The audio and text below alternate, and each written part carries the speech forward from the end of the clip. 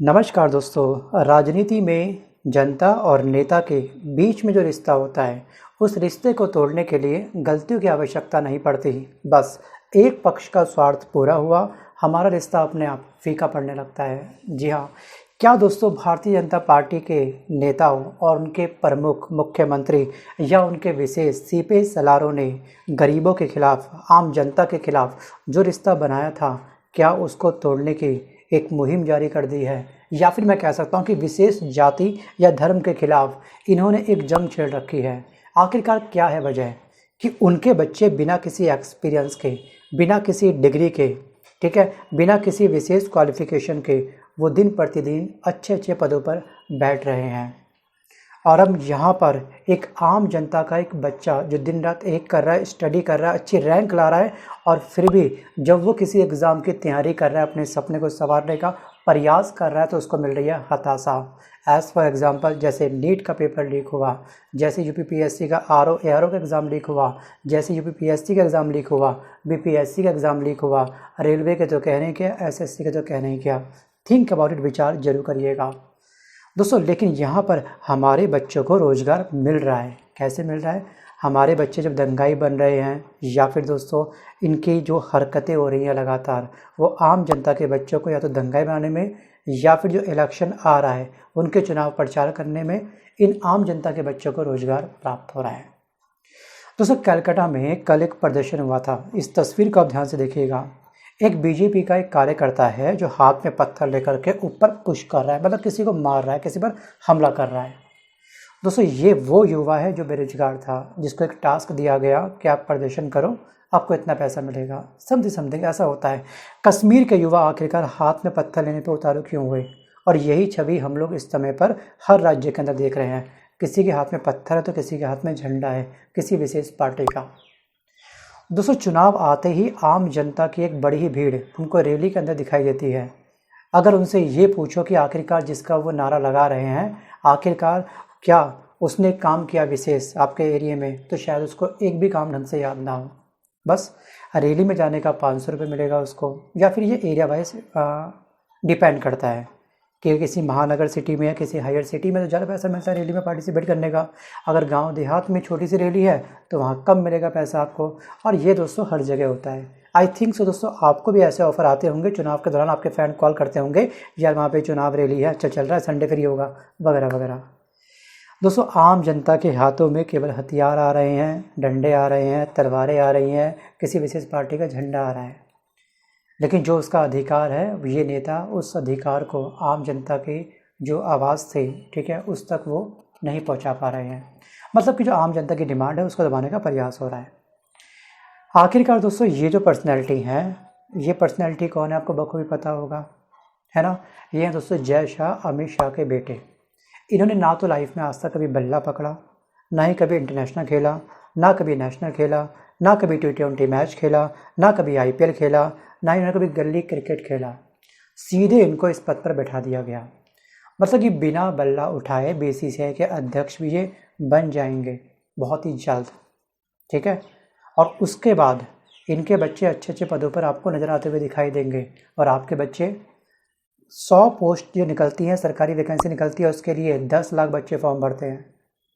अगर एक private job निकलती है, ठीक है, केवल 50 वैकेंसी की, आपने देखा होगा क्या हुई थी हालत, कैसी लगी थी भीड़, धक्का मुक्की कैसे हुई थी। तो ये हमारा बेरोजगारी का स्तर। हाँ, आंकड़ों में रोजगार बढ़ रहा है।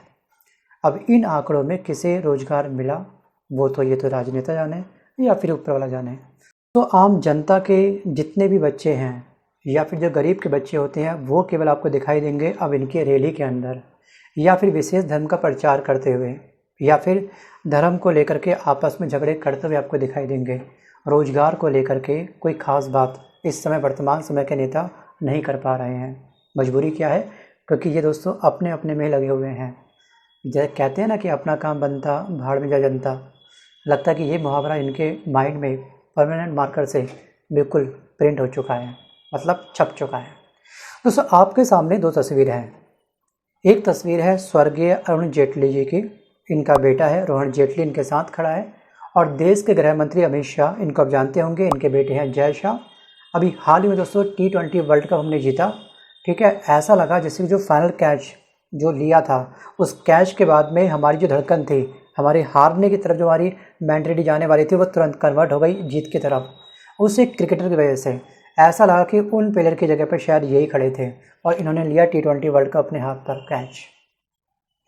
दोस्तों उस क्रिकेटर का नाम क्या है ये आप मुझे कमेंट जरूर करिएगा। अभी हाल ही की बात है और आप पक्के अच्छे वाले देशवासी होंगे, उनका नाम तो आपको अच्छे से याद ही होगा, तो कमेंट करना ना भूलिए। आते हैं वापस टॉपिक की ओर।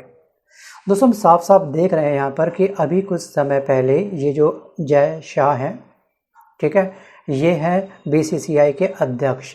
अब इनको प्रमोट कर दिया गया है, अब ये बन चुके हैं ICC के अध्यक्ष। और BCCI ने अपना एक ट्वीट किया, एक पोस्ट किया, इसको आप ध्यान से देखिएगा। इसमें साफ साफ ये लिखा है कि BCCI congratulations mister Jay Shah on being elected unopposed as international chair of international cricket council. मतलब अनअपोज्ड मतलब कि निर्विरोध ये चुने गए हैं, इनका किसी ने विरोध नहीं किया। तो ध्यान रखिएगा, अगर रेस में अगर आप अकेले ही दौड़ रहे हैं तो जीत आपकी निश्चित ही है और आप ही फर्स्ट आने वाले हो, चाहे आप जिस स्पीड से भी दौड़ो, कोई फ़र्क नहीं पड़ता इस चीज़ से। असली कॉम्पिटिशन्स कहाँ हैं? ग्रुप डी के एग्ज़ाम में, यहाँ पे करोड़ों बच्चे फॉर्म भर रहे हैं। पहले ये आंकड़ा लाखों तक था, लेकिन लास्ट टू लास्ट ईयर, शायद कोविड से पहले की बात है, जो फॉर्म निकला था उसमें 1 करोड़ बच्चों ने फॉर्म भरा था ग्रुप डी का। वहाँ आओ ज़रा फर्स्ट, हम भी देखें एक बार आपको। दोस्तों वो होता है कॉम्पिटिशन्स जहाँ पे एक बड़ी संख्या होती है, और हमेशा BCCI का अध्यक्ष या फिर ICC का अध्यक्ष उसको ही बनाना चाहिए जिसने क्रिकेट जगत में विशेष योगदान दिया हो। और अभी भी भारत के अंदर बहुत सारे ऐसे प्लेयर हैं जो वास्तविक रूप से इस पद के योग्य हैं, लेकिन उनको शांत क्यों कर दिया गया, वो आवाज़ क्यों नहीं उठा रहे हैं, ये तो भैया वक्त जाने। दोस्तों रेशमा आलम का ये पोस्ट आप ध्यान से देखिएगा, आपको थोड़ा सा ओवरव्यू मिल जाएगा। अब दोस्तों बात करते हैं कि क्या इन दोनों की क्रिकेट जगत के अंदर कोई महारत हासिल थी? बिल्कुल नहीं थी। अमित शाह के बेटे जय शाह ने कभी क्रिकेट खेला था? बिल्कुल भी नहीं क्रिकेट खेला उन्होंने। जहाँ तक मेरी डोमेन की नॉलेज है उसमें तो शायद मुझे याद है कि इन्होंने कभी क्रिकेट कोई नहीं खेला, ना तो इन्होंने नेशनल खेला है, ना कोई इंटरनेशनल खेला है। ये सब छोड़िए, इन्होंने कभी IPL, T20 या फिर कभी गिली क्रिकेट भी नहीं खेला, है ना। अगर आपको याद है तो आप मुझे कमेंट करके जरूर बताइएगा। उनकी सिर्फ एक उपलब्धि थी कि उनके पिता का नाम अमित शाह है, और दूसरी जो पर्सनैलिटी हैं आपके अरुण जेटली जी के बेटे रोहन जेटली, इनकी उपलब्धि ये थी कि इनके पिता का नाम अरुण जेटली था और वो एक अच्छे पद पर बैठे हुए थे। दोस्तों आखिरकार ये चल क्या रहा है? थिंक अबाउट इट, विचार जरूर करिएगा, आपको शायद जवाब मिल जाए। इन सब के बच्चे दोस्तों विदेश में जाकर के पढ़ते हैं, अच्छे अच्छे कॉलेजों में पढ़ाई कर रहे हैं, ठीक है, एक हायर एजुकेशन लेते हैं, विदेशों में जाकर के स्टडी कर रहे हैं। जी हाँ, रविशंकर प्रसाद, निशिकांत दुबे, गिरिराज सिंह, इन सब के बच्चे अच्छे अच्छे कॉलेज में, अच्छे अच्छी यूनिवर्सिटीज़ में, ठीक है, स्टडी करते हैं, जो अच्छी बात है। अगर भगवान ने आपको मौका दिया है अच्छे कॉलेज में पढ़ने का, पढ़ना भी चाहिए। अगर आपका तबका काफ़ी ऊंचा है, आप पैसे वाले वर्ग के हैं, तो अच्छी बात है। एजुकेशन में जितना पैसा खर्च करो वो आपका एक इन्वेस्टमेंट होता है आपके आने वाले भविष्य के लिए, इसमें कोई बुराई नहीं है। लेकिन वहीं पर अगर आप किसी एक विशेष गरीब वर्ग को नज़रअंदाज करते हैं, जो आपका काम था, जो आपका कर्म था, वो आप नहीं करते हो, तो वास्तविक रूप से जनता के दिल में ये पार्टी भी बहुत जल्दी अखरने वाली है। जी हाँ, मतलब कि दिल से ये जो BJP पार्टी है बहुत जल्दी उतरने वाली है। हमने देखा लोकसभा चुनाव के अंदर। लेकिन आम जनता की भी यहाँ पे गलती ये है कि बस किसी ने 2 शब्द अच्छे बोल दिए, उसकी बातों में आ गए और बस दबा दिए EVM का वोट का बटन, बस जो उसने बोला उस पर। कभी कभी हमारे बड़े बुजुर्ग भी एक विशेष पार्टी को सपोर्ट करते हैं, भाई बड़े ने बोल दिया हमारे घर में तो हम तो उसी को वोट देंगे। अब आप देखिएगा कि आपकी क्या नीड है और आपके नीड को कौन सी पार्टी पूरा कर पा रही है। मैं बोलता हूँ कि यहाँ पे नीड सबकी अपनी अपनी अलग अलग होती है। किसानों को अपनी MSP से मतलब है, उनको नहीं मतलब कि नीट का एग्ज़ाम लीक हुआ, ठीक है, और छोटे छोटे बच्चे सड़कों पर धरना दिया उन्होंने, 50 डिग्री टेम्परेचर पर दिल्ली के सड़कों पर वो लोग बैठे हुए थे, उन्हें नहीं मतलब फिलहाल नीट से। और नीट वालों को नहीं मतलब है मणिपुर जैसी जो हिंसा हुई है, कलकत्ता में जो आपका रेप और मर्डर केस हुआ है, उनको उस चीज़ से खास मतलब नहीं है, उनको बस फिर अपनी फील्ड से मतलब है। यहाँ पे सबकी नीड अलग अलग होती है। लेकिन मैं ये भी बोलता हूँ कि एक विशेष पार्टी सभी नीड को पूरा नहीं कर सकती है। जैसे कोई एक आम इंसान हर जनता को खुश नहीं कर सकता है, वैसे ही हर पार्टी सभी नीड को पूरा नहीं कर सकती है, बट करना चाहे तो कर सकती है अगर नीयत साफ़ हो तो। दोस्तों नियत साफ से मुझे एक पर्सनैलिटी की अभी आती है याद, उनका नाम है हमारे उत्तर प्रदेश के मुख्यमंत्री योगी आदित्यनाथ। आपको याद होगा जन्माष्टमी में इन्होंने एक सभा करी थी, उस सभा में एक स्पीच दी थी और ये कहा था कि अगर हम बटेंगे तो हम कटेंगे। और बांग्लादेश का एक एग्जाम्पल इन्होंने दिया था कि जो हाल बांग्लादेश में हुआ वो इंडिया में भी हो सकता है। बट अगर ये अपनी उस स्टेटमेंट में अगर कुछ शब्दों को और जोड़ देते, क्योंकि आम जनता थोड़ी भोली है, इनको थोड़ी सी क्लैरिटी बहुत अधिक चाहिए होती है और मैं भी आम जनता में ही आता हूँ। अगर ये उस स्पीच के अंदर, ठीक है, उस सभा को संबोधित करते हुए अगर ये बोलते कि धर्म के नाम पर, जाति के नाम पर, भाषा के नाम पर अगर हम बटेंगे तो हम ज़रूर कटेंगे, तो सोचिए कितनी पर्सनैलिटी इनकी बूस्ट हो जाती है। जो लोकसभा इलेक्शन में जो इनकी सीट कम आई है वो सीट अब आने वाली विधानसभा में कम नहीं आती। बट इन्होंने क्लैरिटी नहीं करी, या तो ये स्पीच जो तैयार की गई थी इनकी जो कैबिनेट होती है उन्हें तरीके से इस चीज़ को क्लैरिटी नहीं रखी, हो सकता है ये भी ऐसा हो। या फिर हम यहाँ पर एक कॉमन सेंस का प्रयोग कर सकते हैं कि इनका अर्थ वही तो था, बटेंगे तो कटेंगे, लेकिन ऐसा नहीं था। अगर ऐसा था इनके इंटेंशन में, इनके पॉइंट ऑफ व्यू से, तो ये बिल्कुल सही है, यहाँ मैं इनको गलत बिल्कुल नहीं बोलूँगा। दोस्तों एक समय था, कहा जाता था कि हिंदू मुस्लिम सिख ईसाई आपस में सब भाई भाई। ये नारा सुने हुए हमको कई बरसों हो चुके हैं। ये नारा मिलता है सुनने के लिए। मैं मानता हूँ कि हम दोनों धर्मों के बीच में कहने की बहुत बड़ी दीवार खड़ी हो चुकी है और जिसको पाटने का काम, जिसको तोड़ने का काम, जिसको पूरी तरह से नस्ते-नाबूद करने का काम हम आम जनता का है और इन नेताओं का है।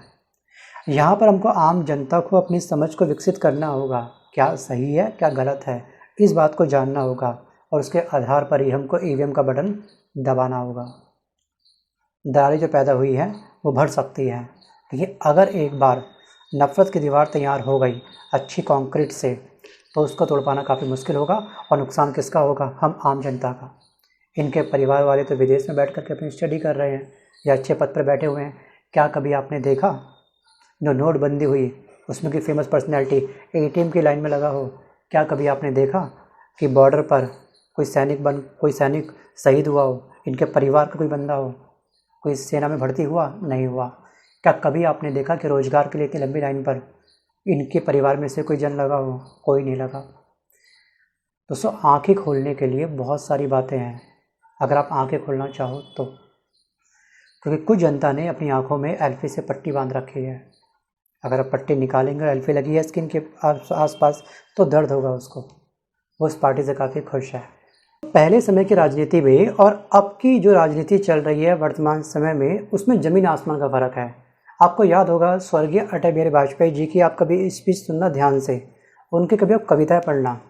उसमें मैंने एक बार अच्छे से पढ़ा था, उन्होंने लिखा था कि विपक्ष जितना मजबूत होगा ना, मतलब कि सदन के अंदर विपक्ष जितना स्ट्रांग होगा, मजबूत होगा, राजनीति करने में उतना मज़ा आएगा। मज़े का अर्थ ये था कि उनसे भी हमको बहुत कुछ सीखने को मिल सकता है और उनकी राय को अगर हम सुनेंगे तो हम अप्रत्यक्ष या प्रत्यक्ष रूप से जनता की भलाई कर सकते हैं। लेकिन इस समय अगर विपक्ष की सवाल पूछता है सदन के अंदर तो उनके माइक को म्यूट कर दिया जाता है और अगर वहाँ पे मुद्दे उठाए जाते हैं नीट को लेकर के, मणिपुर हिंसा को लेकर के, बेरोजगारी को लेकर के, तो इस बात को भटका करके किसी एक नए मुद्दे पर ला करके खड़ा कर देते हैं विपक्ष को। दोस्तों अभी कुछ समय पहले योगी सरकार ने एक ट्रम्प कार्ड खेल डाला। जी हाँ, वो ट्रम्प कार्ड है यूपी की सोशल मीडिया पॉलिसी। दोस्तों उत्तर प्रदेश की योगी सरकार ने सोशल मीडिया इन्फ्लुएंसर के लिए एक नई पॉलिसी लेकर आई है। अभी परसों ये लॉन्च हुई है। सरकार के काम का अगर आप प्रचार करोगे, उसकी नीति का प्रचार करोगे, योगी सरकार की आप तारीफ़ करोगे, अगर आपके जितने फॉलोअर हैं, सब्सक्राइबर हैं, ठीक है, यूट्यूब पर, इंस्टाग्राम पर, ट्विटर पर या फिर जितने भी आपके सोशल मीडिया प्लेटफॉर्म होते हैं उन पर, उस आधार पर आपको हर महीने 30,000 रुपये से लेकर के 8 लाख रुपए तक के देने का प्रावधान है। मतलब कि आप योगी चालीसा पढ़ो और पैसा पाओ। ये पॉलिसी राज्य के उन लोगों के लिए भी होगी जो यूपी के बाहर रहते हैं। ये सभी ट्विटर, फेसबुक, इंस्टाग्राम और यूट्यूब में से प्रत्येक को सब्सक्राइबर और फॉलोवर के आधार पर ये अमाउंट मिलेगा। मतलब ये क्राइटेरिया 4 हिस्सों में डिवाइड कर दिया गया है। किसी भी स्थिति में कंटेंट अगर अभद्र हुआ, अश्लील हुआ और राष्ट्र विरोधी नहीं होना चाहिए, ये आपको ध्यान रखना है। अगर ऐसा होता है तो उन सोशल मीडिया यूजर्स के खिलाफ एक्शन भी हो सकता है। दोस्तों अभी ब्रॉडकास्ट बिल लाया गया था, उसको केंद्र सरकार ने वापस लिया, लेकिन इस डेडिकेटेड यूपी सरकार ने अपना एक अलग से ब्रॉडकास्ट बिल ले आए। दोस्तों अगर ये ब्रॉडकास्ट बिल आ गया तो पैसों के लिए मैक्सिमम लोग पता है बिक जाते हैं आज के टाइम पर। लेकिन वर्तमान समय के अंदर कुछ ऐसे पत्रकार हैं जो कभी नहीं बिकेंगे, इसकी गारंटी मैं लेता हूँ। जिसमें आपके रवीश कुमार जी हैं, अजित अंजुम जी हैं, साक्षी मलिक जी हैं, दीपक शर्मा जी हैं और बहुत सारी ऐसी पर्सनैलिटी हैं, अभिषार शर्मा जी हैं। आप ध्यान से देखिए इन सबकी तस्वीर को, ये वो पर्सनैलिटी हैं जो हम तक सच्चाई को पहुँचाते हैं। क्या लगता है कि यूपी में अगर उन्नाव जैसा केस होगा, क्या उसको लेकर के कोई अब यूट्यूब पर वीडियो बना पाएगा?